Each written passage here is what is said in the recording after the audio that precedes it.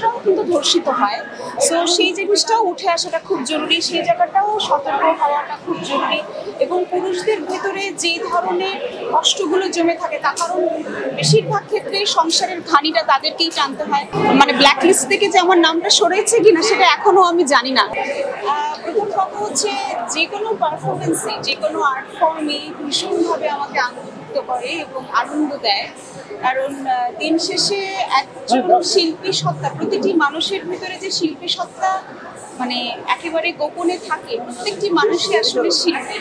এবং সেইটারই যখন আমি দেখি সেটা স্টেজে, সেটা বিভিন্ন পথনাটকে, সেটা মানে চলচ্চিত্রের পর্দায়, সেই প্রকাশটা হওয়াটা খুব জরুরি। এবং এই সময় বাংলাদেশে সংস্কৃতির যত বেশি চর্চা হবে সেটা আমাদেরকে সামনে এগিয়ে যেতে অনেক অনেক অনেক মানে কি বলবো ত্বরান্বিত করবে আমাদের এগিয়ে যাওয়া, সেটা মানসিকভাবেও। এবং আমাদের যে ভিতরে যে এতদিনের চাপা অভিমান, কষ্ট, এবং আমরা জুলাই আন্দোলনে যা যা ফেস করেছি, প্রত্যেকটি মানুষের ভিতরে এক ধরনের একটা অনিশ্চয়তা, আস্থাহীনতা এবং এক ধরনের ট্রমা কাজ করছে। তো সেইটার আসলে একভাবেই সম্ভব, সেটা হচ্ছে যত বেশি আপনি নাচ, গান, নাটক, ফ্যাশন শো, কবিতা লেখা, গানের সৃষ্টি হবে, তত বেশি জাতি আস্তে আস্তে তাদের আস্থাটা ফিরে পাবে নিজের উপরে। এবং প্রতিটি মানুষকে আসলে নিজের উপর কাজ করতে হবে। এবং ইউল্যাব সেই কাজটা আসলে অনেক বছর ধরেই করে যাচ্ছে।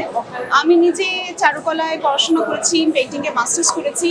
সো এবং এরপরে এতকাল ধরে যে অভিনয় করছি, থিয়েটার করছি, পাপেট করছি, আমার কাছে মনে হয় যে আমি ব্যক্তিগতভাবে যতবার উঠে দাঁড়ানোর চেষ্টা করেছি, সেটার একমাত্র শক্তি হিসেবে, চালিকা শক্তি হিসেবে কাজ করেছে হচ্ছে আমার আর্টিস্টিক সত্তা, আমার সংস্কৃতির চর্চা।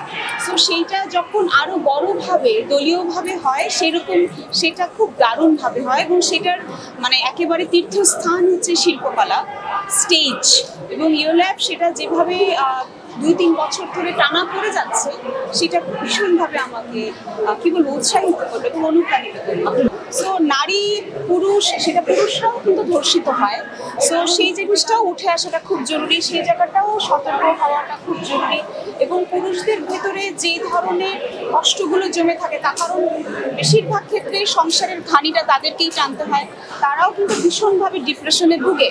তো সেই জায়গাটা, মানসিক স্বাস্থ্যের জায়গাটাতেও আমাদের নজর দিতে হবে। প্রথম কথা হচ্ছে স্কুল এবং পরিবার, বাড়ি থেকে আসলে এইগুলো শুরু হওয়াটা খুব প্রয়োজন।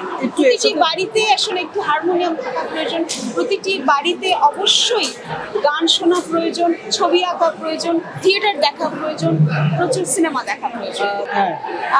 নতুন সিনেমা এবং মঞ্চ নিয়ে একটু বর্তমানটা আমি বিভিন্ন ধরনের ওয়ার্কশপ করছি। খুবই মানে একেবারেই কান ধরে বলছি, আমি পরিচালনা দেওয়ার চেষ্টা করছি। আমি অলরেডি আমাদের টুগেদার উইকেন্ড নামে যে থিয়েটার গ্রুপটা রয়েছে, যেখানে আমি স্পেশাল এবলদেরকে, মানে যাদেরকে আমরা প্রতিবন্ধী ব্যক্তি বলি, তাদেরকে অভিনয় শেখাই এবং তাদের নিয়ে থিয়েটার করি। সো তাদেরকে নিয়ে থিয়েটার করছি, তাদেরকে নিয়ে সিনেমা পরিচালনার জন্য নিজেকে রেডি করছি, বিভিন্ন ধরনের পরিচালনার ওয়ার্কশপ করছি, নিজে থিয়েটার করছি, থিয়েটারের অভিনয়ের জন্য প্রিপারেশন নিচ্ছি। আর সামনে হয়তো বা যদি সবকিছু ঠিকঠাক থাকে, হয়তো বা 2টো সিনেমা করব। সো আপনারা যাতে দোয়া করেন আমার জন্য, যাতে আমি কাজ করতে পারি। কারণ ব্ল্যাক লিস্টে এখনো আছে কিনা সেটা কোনো, মানে ব্ল্যাক লিস্ট থেকে যে আমার নামটা সরেছে কিনা সেটা এখনো আমি জানি না। কারণ এখন পর্যন্ত যেইভাবে আমি নিজেকে তৈরি করেছি, সেই রকম কাজের প্রভাব দেখছি না। সো আপনারা দোয়া করবেন যাতে আমি ভালো মতো